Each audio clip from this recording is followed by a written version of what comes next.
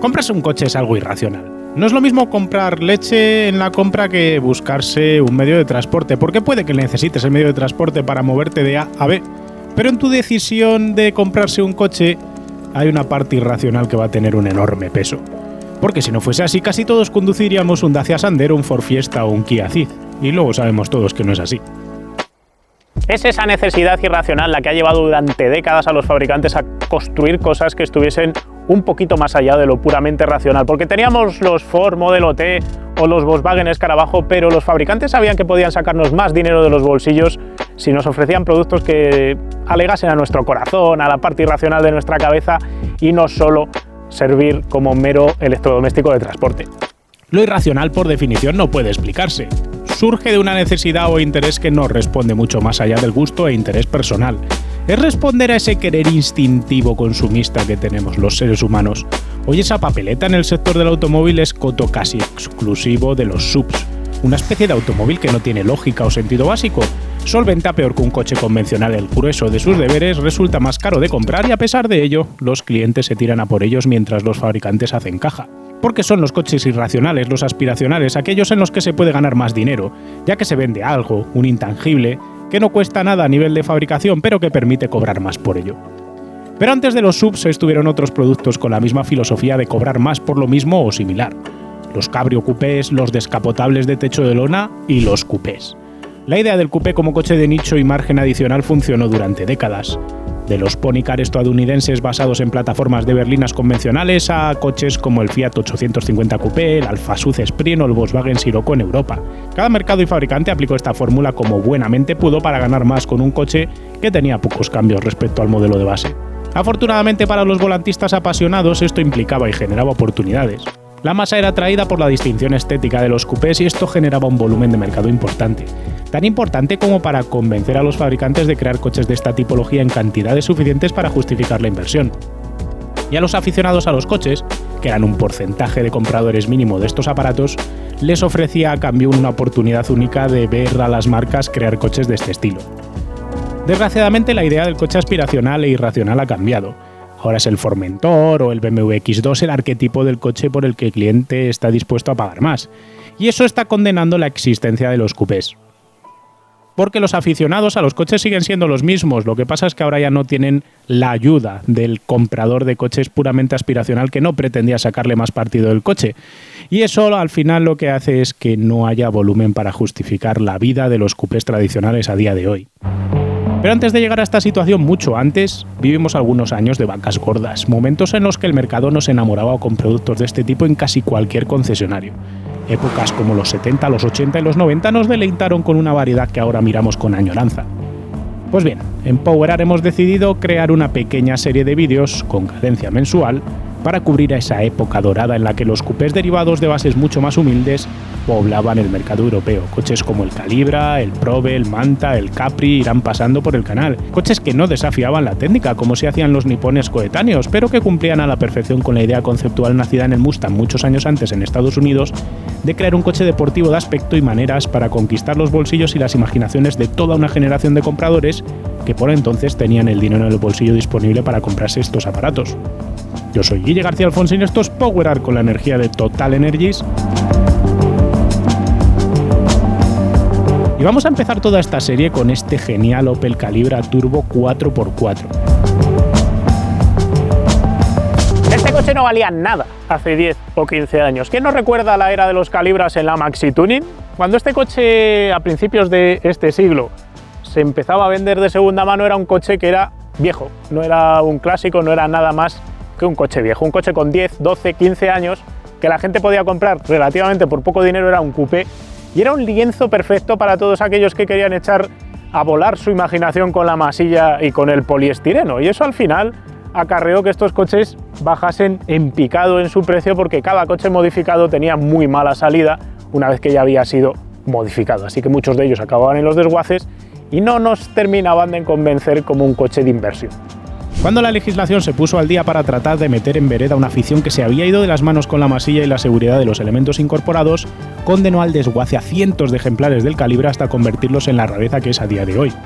Y es esa mala vida que tuvieron hace 2 décadas la que ahora ha conllevado que estos coches sean rarísimos de ver. Encontrar una unidad de serie de un Calibra es prácticamente misión imposible. Y si ya hablamos de la versión más especial de todas, que es justo esta, que es la Turbo, con el motor de 2 litros y tracción total, esto es prácticamente un unicornio. Encontrar un modelo de estos es algo realmente difícil y por eso estamos empezando a ver la eclosión del gusto por el Calibra sin tener ese sentimiento de culpa que hemos tenido durante mucho tiempo de querer y desear un Calibra. Pero antes de sumergirnos en este Calibra como tal, retrocedamos un momento en el tiempo. Opel tenía en el mercado de los coupés de los años 80 al Manta, una respuesta directa al Ford Capri. Ambos vendrán en esta miniserie más adelante con sus propias pruebas. Se había estado pegando el Manta no solo con el rival de Ford, sino también con coches como el Alfa Romeo GTVD o el Renault Fuego. Pero la presión de las marcas niponas en el mercado europeo estaba siendo tal que los fabricantes oriundos comenzaban a pensar en abandonar este nicho de mercado. En el seno de General Motors se decidió que, dado el margen comercial ofrecido por este tipo de producto, merecía la pena intentarlo una vez más antes de salirse de aquí. Para tratar de hacerlo, se había de crear un producto completamente nuevo para suceder al Manta y tenía que hacerse además sobre la base de un producto existente, ya que no se justificaba la inversión de crear una plataforma propia, cosa que sí tenían para sí algunos de los modelos nipones. El departamento de diseño de Opel cogió las tendencias que había en la época y delineó una idea de coupé afilado, acuñado y centrado en la aerodinámica con una estética ultra limpia, montado sobre la base del inminente Opel Vectra que iba a ser lanzado a finales de los años 80, pero recortando la batalla para darle proporciones más deportivas. Al departamento contable y al de ingeniería no les entusiasmó la idea de recortar la batalla, ya que eso implicaba una nueva plancha de suelo y otra serie de elementos diferentes, y se invitó a los diseñadores a replantear el proyecto sobre una batalla idéntica a la que tenía el Vectra. El proyecto estético del coche lo comandó Erhard Snell, un profesional que se tiró 40 años trabajando sola y exclusivamente en Opel, no diseñó coches para ninguna otra marca, cosa curiosa, ¿no? Lo curioso del proyecto es que del primer boceto a la primera maqueta, al coche de producción, prácticamente el coche no cambió nada. Todos los elementos estéticos que tenía Snell en la cabeza de crear un coche acuñado, fino, agresivo y con un trazado muy limpio en sus líneas, pensado sobre todo por y para la aerodinámica, estaban presentes, pero no iba a estar Snell solo, sino que, por eso me he quedado el papel en la mano, lo vais a ver, Hans-Joachim Emmelmann, el ingeniero alemán de Opel que trabajaba en Alemania, le echó una mano. Este ingeniero se dedicaba sola y exclusivamente a la puesta a punto aerodinámica de los vehículos y todos los elementos que Snell tenía en la cabeza cuando los estaban desarrollando a nivel estético los implementó en un túnel de viento para ver qué efecto tenían a nivel aerodinámico y fue aconsejando qué modificar en el coche para conseguir que el coche tuviese una línea más fluida y funcionase mejor trabajando con la fricción del aire. Si vamos a hablar de la estética, lo primero que tenemos que comentar es la forma del frontal y el diseño de los faros. Snell quería unos faros súper finos y esto tecnológicamente no era muy fácil al principio de 1990-1989, que es cuando se lanzó este coche, porque las ópticas polielipsoidales, los faros utilizando lentes, no era algo que se viese normalmente. Nissan estrenaría los primeros faros de este tipo en 1988 en el Zefiro.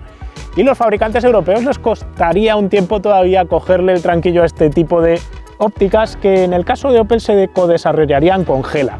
A pesar de que los faros más o menos funcionaban bien, no tenían la cantidad de capacidad lumínica que tenían unos proyectores más grandes, pero realmente hay que reconocer que este formato de faro tan fino, tan cuadradote y tan alemán le queda como anillo al dedo a la estética del coche y tiene un frontal súper bajito que hoy en día sería directamente ilegal por la distancia entre el capó y la tapa de la culata del motor, pero bueno, hay que aprovechar que estos coches en aquella época no tenían ese tipo de problemática. Otras curiosidades de la parte frontal, pues teníamos una única toma de aire superior y una muy pequeñita en la parte inferior. El diseño original, si habéis visto el concept, llevaba la calandra inferior hasta los lados, pero Emmelmann, el ingeniero aerodinámico que colaboraba con el Snell a la hora de desarrollar el coche, decidió que se podía cerrar todo mucho más y crear un diseño mucho más limpio, mejorando la aerodinámica si se contaba con una única toma inferior funcional.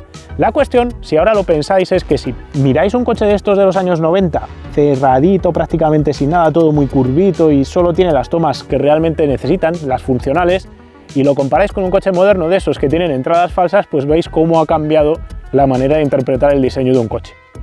Otras cosas curiosas del frontal.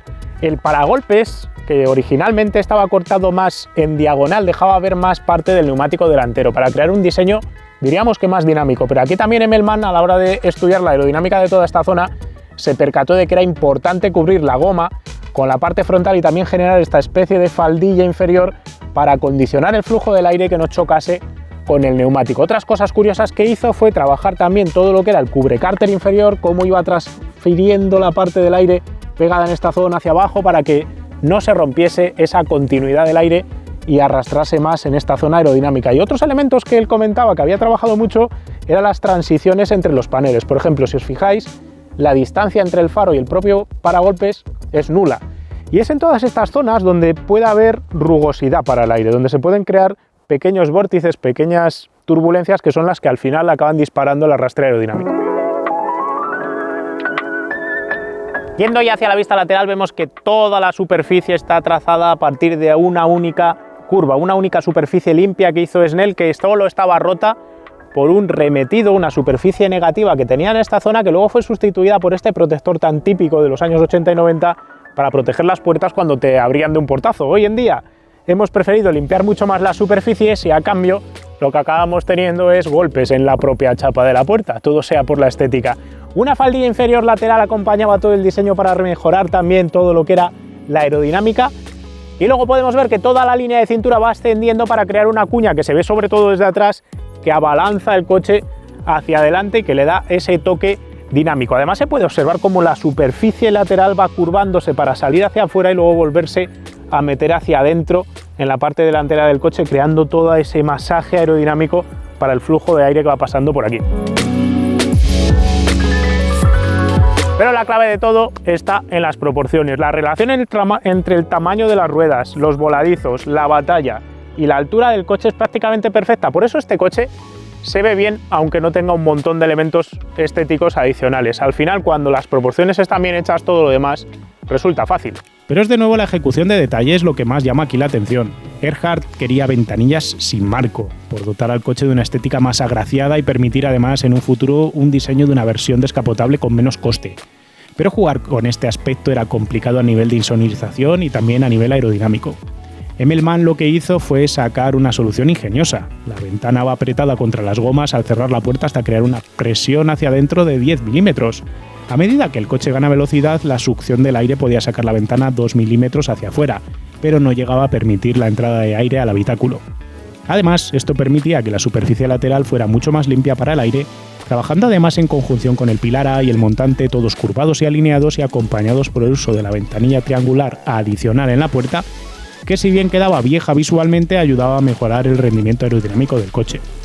Los espejos retrovisores se trabajaron para manejar el aire con la máxima suavidad posible y el encuentro entre la aleta delantera y el punto A también fue objeto de un diseño detallado.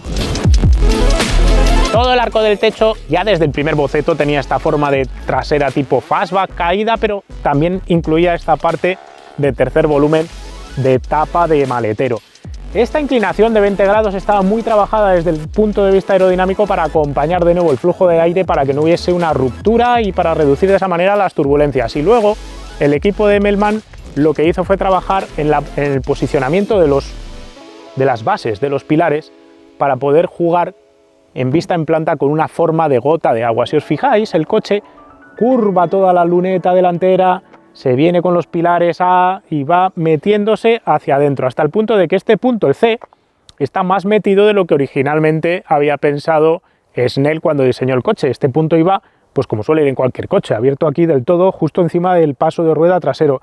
Y aquí se va cerrando y además lo vais a poder apreciar cómo se va curvando todo acompañando la luneta trasera. Otra cosa curiosa es que el eje trasero, el ancho de vía trasero, era más grande y llenaba más la aleta trasera. Lo que pasa es que eso no funcionaba bien aerodinámicamente. Si os fijáis, por ejemplo, en un Citroën clásico de esos que trabajan para tener buena aerodinámica, un CX, un GS, veréis que las ruedas traseras van incluso tapadas y más metidas hacia adentro de lo que vemos en el eje delantero. Y aquí se trata de trabajar lo mismo, jugando con el neumático más metido dentro de la aleta para reducir más, si cabe, el arrastre aerodinámico de esta zona.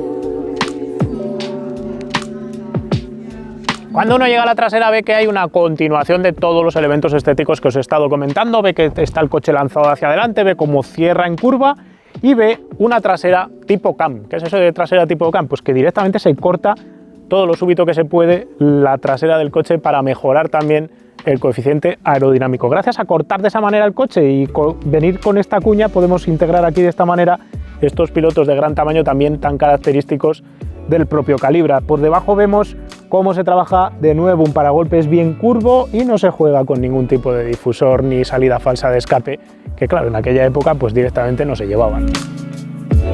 Con un diseño complementado con unas llantas que antes del restyling resultaban bastante cerradas y mejoraban la aerodinámica, el Calibra ofrecía una interpretación basada en las proporciones y en la calidad de ejecución para crear un coche estéticamente atractivo. Aquí no había lugar al músculo por el músculo o las curvas y diseños orgánicos generalizados en ese momento. El coche combinaba una eficiencia aerodinámica nunca antes vista con un diseño único y personal. Todo este trabajo de aerodinámica y haber limpiado las superficies, haber pensado todo en el túnel de viento, permitía que este coche no se levantase del tren trasero. Tenía apoyo aerodinámico a medida que iba ganando velocidad. Eso permitía, o por lo menos eso decía Opel, prescindir de los alerones que estaban tan de moda en aquella época. Con todo, el coche se quedaba con un CX espectacular de 0,26, que era récord en aquel momento para cualquier coche de producción. De hecho, si pensáis, si miráis las cosas con perspectiva, hoy en día, en 2021, un Opel insignia de los modernos está en 0,25 y es la berlina de 5 puertas con el mejor CX del mundo. Y solo estamos hablando de una diferencia de 0,01. O sea, que realmente pensar que un coche del 89 era capaz de alcanzar ese coeficiente aerodinámico llama la atención. Lo del coeficiente aerodinámico de récord tiene en todo caso un truco.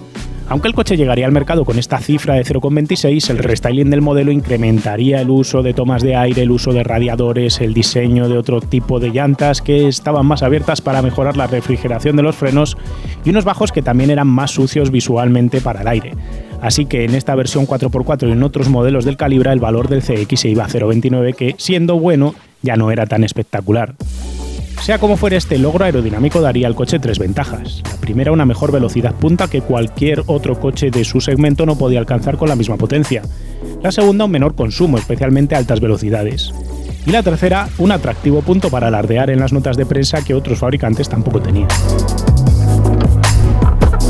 Si por fuera el coche era espectacular, estéticamente innovador, atractivo y todo lo que quisieses, y ahí se impuso el trabajo tanto de los ingenieros de aerodinámica como del propio equipo de diseño, en el interior ganó otra persona, el departamento contable, el responsable del departamento contable, porque al final llevó a Opel a emplear elementos ya existentes dentro de la gama, y es que todo el salpicadero era un carryover, era un traspaso directo del salpicadero del Vectra de 1988, que no tenía por qué estar mal al uso, pero perdía la esencia de tener algo especial que si tenías en la parte externa. Los asientos tenían un poco más de agarre lateral y la posición de conducción era un poco más estirada, con buena visibilidad para lo que tenemos hoy como estándar y una ergonomía puramente alemana, bien cuidada en casi todos los detalles, menos el desplazamiento del volante hacia el centro. Pero lo que realmente diferenciaba al Calibra de sus rivales era su concepto de coche para 4 adultos. Conservar la batalla del Vectra permitía un espacio aceptable para las piernas atrás, y aunque el techo bajaba con su caída fastback y la cabeza quedaba asomando prácticamente en la ventanilla trasera, lo cierto es que un adulto cabía erguido en la parte trasera sin llegar necesariamente a tocar el techo con la coronilla. Hasta los paneles laterales donde se iban sentando los pasajeros traseros estaban cuidados con cuero, cosa que hoy en día es una auténtica rareza. El maletero de 300 litros era accesible vía portón y además era otro plus, y los asientos abatibles traseros hacían del Calibra un coche práctico para la pareja o incluso para una familia antes de la existencia de las sillas infantiles obligatorias. Si en el exterior ganaron la partida el ingeniero de aerodinámica y el diseñador, y en el interior ganó el cuentahabas del contable la partida, pues aquí en la parte técnica, que es de lo que os voy a hablar ahora, volvió a imponerse el criterio económico. Por esa misma razón, Opel General Motors prohibió a los diseñadores crear una plataforma específica para este modelo. Ellos querían una versión recortada del chasis del Vectra y le obligaron a utilizar la misma batalla y los mismos elementos de suspensión y componentes del Vectra que iba a salir en 1988. Por eso también el conjunto de mecánicas, motores, cajas de cambios eran compartidos con otros modelos bien conocidos de la propia Opel. Básicamente, cuando salió al mercado, el coche podía contar con 2 motores de 2 litros de aspiración atmosférica. Uno era un 8 válvulas de 115 caballos y el otro era un 16 válvulas de 150 caballos, que os sonarán claramente de los Kadett GSI, 8 válvulas, 16 válvulas de los Astra, eran todos de esa misma familia.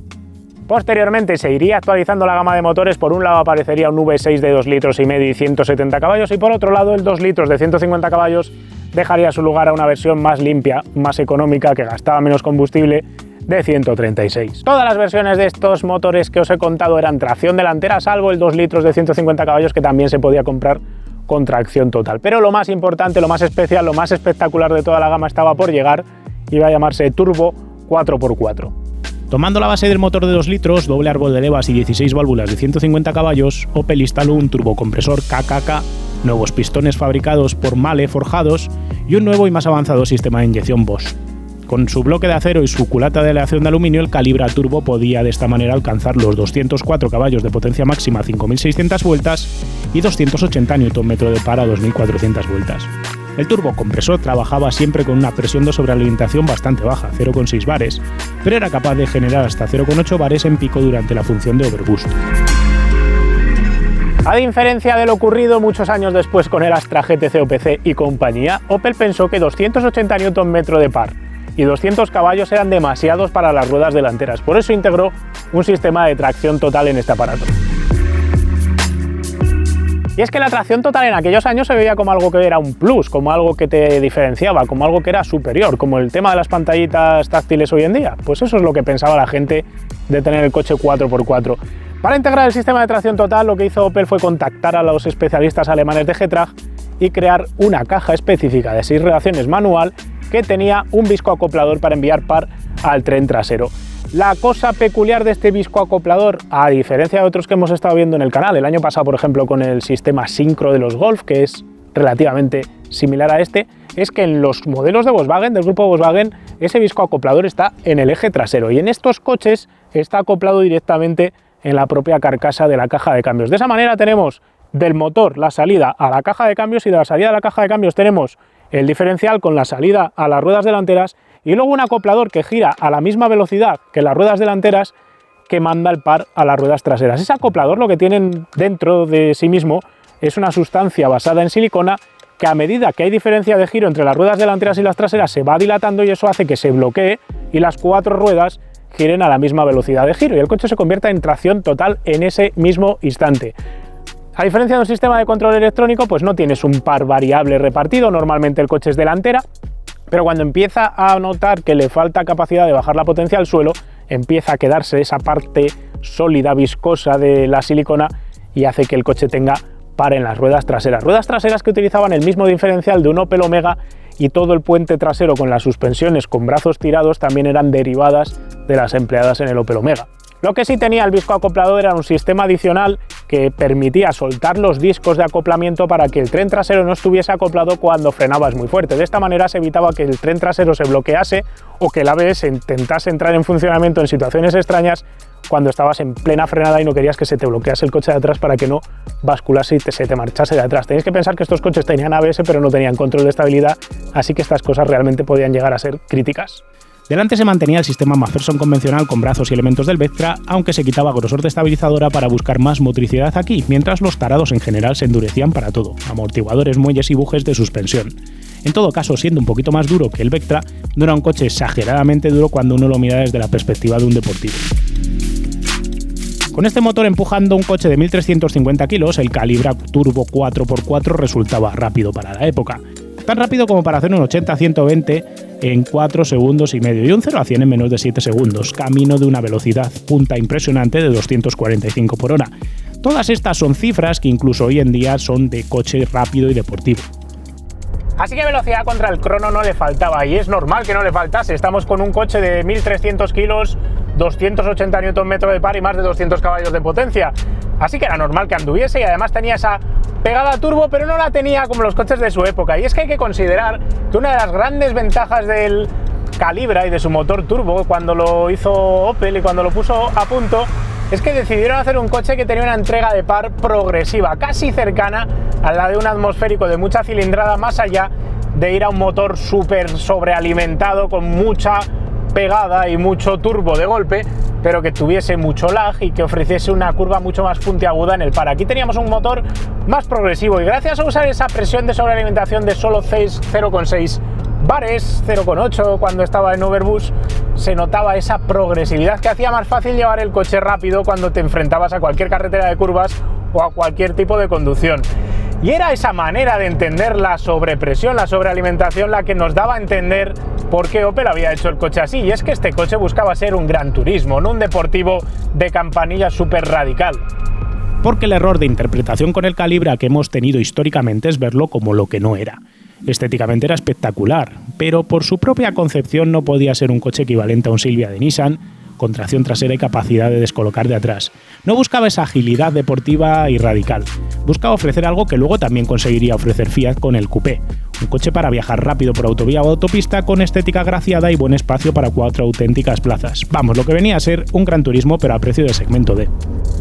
En parte fue querer apreciarlo como lo que no era por parte de los periodistas del motor de la época y por parte de todos los que luego interpretamos el Calibra cuando lo probamos en su momento, lo que nos hizo tal vez engañarnos un poco con los Calibras, porque esa necesidad de querer que el coche fuese más radical, más salvaje, más deportivo, más agresivo, nos hacía perdernos parte de la historia que nos estaba intentando vender Opel con un Gran Turismo de precio accesible, respuesta dulce y fácil de llevar rápido, especialmente en esta versión 4x4, donde no tienes problemas de motricidad en el tren delantero y donde tienes una pegada realmente contundente. Así que tienes un coche rápido, bonito, que gasta poco, que tiene 4 buenas plazas y que además con el paso del tiempo te das cuenta de que te hace sentir muchas cosas. Dejadme explicar esto.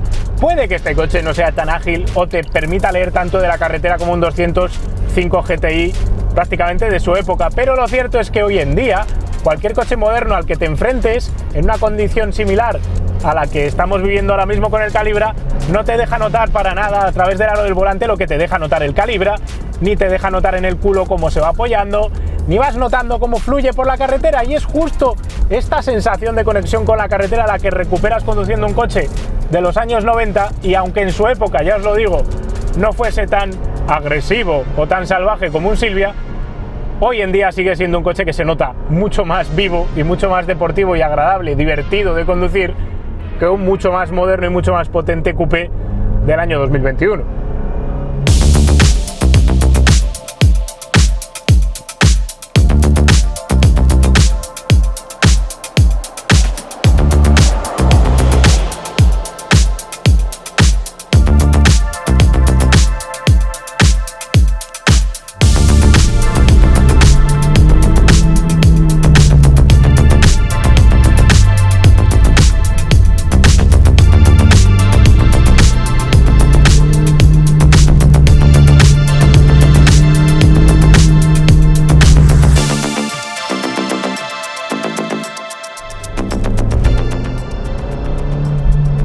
Montado aquí dentro, lo que recordaba cambia bastante con lo que me acabo de encontrar, y es que yo recordaba el coche un poco más simplón, pero ahora me encuentro en un coche más deportivo de lo que me quería hacer recordar mi mente. Tengo un techo bajito, tengo una visión muy de deportivo, voy con las piernas estiradas. La única peculiaridad que me parece bastante curiosa es que está el volante y los pedales echados un poco hacia el centro del coche, un poco hacia la derecha, y tú estás echado un poco hacia la izquierda respecto a ellos. Voy como conduciendo así un poco de costadillo, cosa intrínseca por utilizar la plataforma del Vectra e intentar buscar un poquito más de anchura en estas plazas delanteras.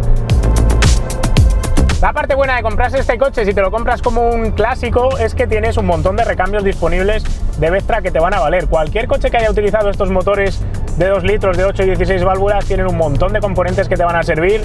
Te vale prácticamente cualquier elemento del salpicadero, mandos, relojes, el propio volante, el cuadro de instrumentos, todo lo vas a encontrar dentro del enorme catálogo de componentes y piezas comunes con otros modelos de General Motors. Las pegas y las peculiaridades más complejas a la hora de comprarte uno de estos, pues realmente el motor de 8 válvulas era súper duro. El de 16 válvulas con las culatas originales, las primeras unidades tenían problemas con la junta de culata y hay que tener un poquito más de ojo. Y en el caso de los turbo tenemos más problemas con la transmisión. Y es que este coche, es un coche como este, lo viví yo en mi época trabajando en el taller, y me encontré con un problema que luego resultó ser muy común en todos estos Calibra 4x4 turbo, y es que era un sistema este del viscoacoplador muy sensible a la diferencia de giro entre las dos ruedas, entre las ruedas delanteras y las ruedas traseras, entre los dos ejes. Y en el momento en el que había una pequeña diferencia se calentaba la silicona y el coche se conducía como un 4x4 rígido, sin diferencial central. Y cualquiera que sepa lo que es conducir un 4x4 sin diferencial central sabe que todos los elementos mecánicos del coche empiezan a sufrir, desde los palieres hasta los soportes del puente trasero, los soportes de los brazos de suspensión, los bujes y el propio acoplador de la caja de cambios, los elementos de la caja de cambios. Así que tendían a tener problemas, a fallar, y luego los recambios de la caja de cambios, que tras de 6 reacciones y el acoplador no eran nada baratos y eran difíciles de conseguir. Hoy en día se sabe y sabemos que hay que tener mucho cuidado con el tipo de neumático utilizado en cada uno de los dos ejes. Tiene que ser el mismo neumático, a la misma presión específica y en un estado de desgaste similar. De esa manera vais a evitar que todo el rato el acoplador esté funcionando y vais a quitar mucho calor al sistema rodante y os va a evitar problemas. Otra de las estratagemas buenas para evitar problemas con este coche pasa por rotar los neumáticos muy a menudo, una vez cada 5.000 kilómetros, una vez cada 3.000, cambiar los neumáticos de atrás, adelante y de adelante a atrás para evitar justo también tener problemas con el acoplador. En términos más generales, los Calibras tuvieron buen envejecer, de no haber sido por las unidades muertas por el tuneo. Son coches relativamente modernos con pocos problemas de óxidos.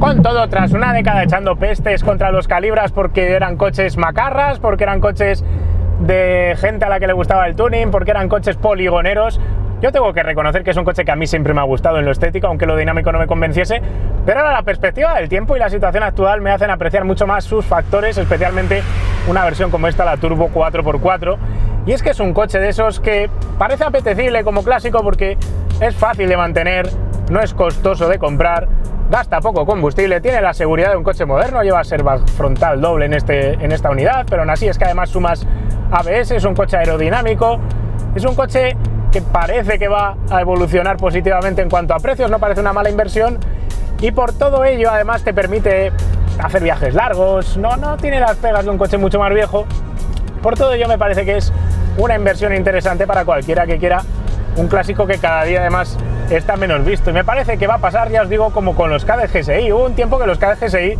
tenían el mismo estigma que tenían ahora mismo los Calibre y creo que ha llegado justo ese vértice en el que el coche pasa de viejo y desconsiderado a un coche interesante que realmente la gente va a querer comprar.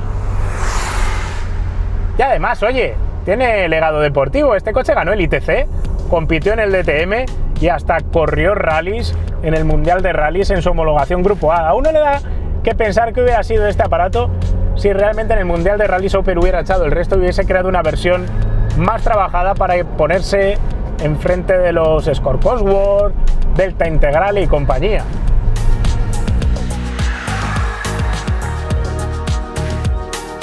Pues mi primer Calibra me lo compré en el año 2003 porque era un coche que me llamaba muchísimo la atención y bueno, pues tenía un vehículo que para viajar, que era lo que tenía que hacer entonces para trabajar, pues no era suficientemente potente ni daba las prestaciones y decidí comprarme un Calibra que se me puso a tiro. ¿Y qué Calibra te compraste por entonces? Un V6 con un kit Imster precioso. ¿Y qué le pasó a ese coche?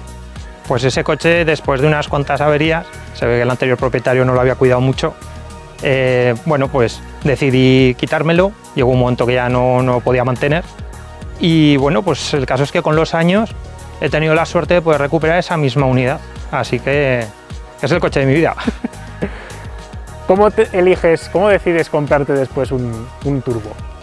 Bueno, a raíz de recuperar el primer Calibra que tuve, hice un par de amigos del Club Calibra y bueno, pues ya entré un poco en la dinámica del club y a través del WhatsApp que tenemos anunciaron antes que en ningún otro sitio un Calibra Turbo. Entonces vi que era de Zaragoza, que era rojo, que me aseguraron que el mantenimiento era bueno y bueno, vi el coche y hubo poco que pensar.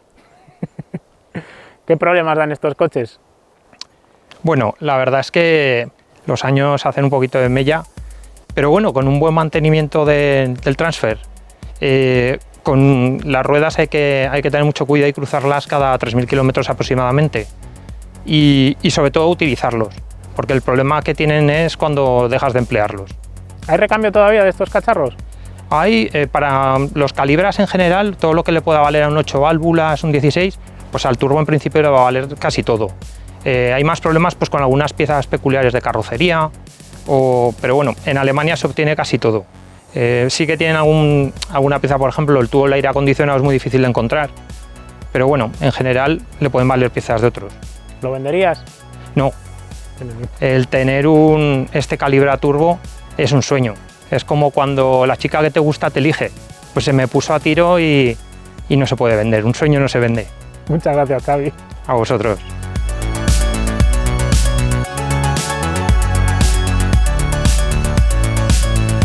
Se hace difícil imaginar hoy en día que hace 3 décadas el coche aspiracional, el coche que la gente quería para diferenciarse de todos los demás, fuese un coupé. Hoy estamos subadictos y subobsesionados y eso hace que todo el mercado esté girado hacia esa especie de pseudo todoterrenoides. Pero sí, en 1990, 1980 había gente que prefería comprarse esto antes que comprarse un compacto o una berlina de segmento D tradicional. Y gracias a ese montón de ventas que se hicieron en su época y desarrollos que hicieron los fabricantes, esa cantidad de modelos que se fabricaron, pues aparecieron coches como este. Coches que durante una época han estado viviendo casi en la sombra, siendo poco apreciados, porque reconozcámoslo, como os lo decía al principio del vídeo, el Calibra no es que haya sido un coche que nos haya convencido en la última década y sus precios de mercado de segunda mano se han mantenido bajos y todavía hoy en día, quitando versiones específicas como esta, pues siguen un poquito por los suelos, pero poco a poco estoy seguro de que estos coches van a empezar a ganar posición en el mercado de coches interesantes para comprarse, de usados pero interesantes, de pseudo clásicos o a punto de ser clásicos.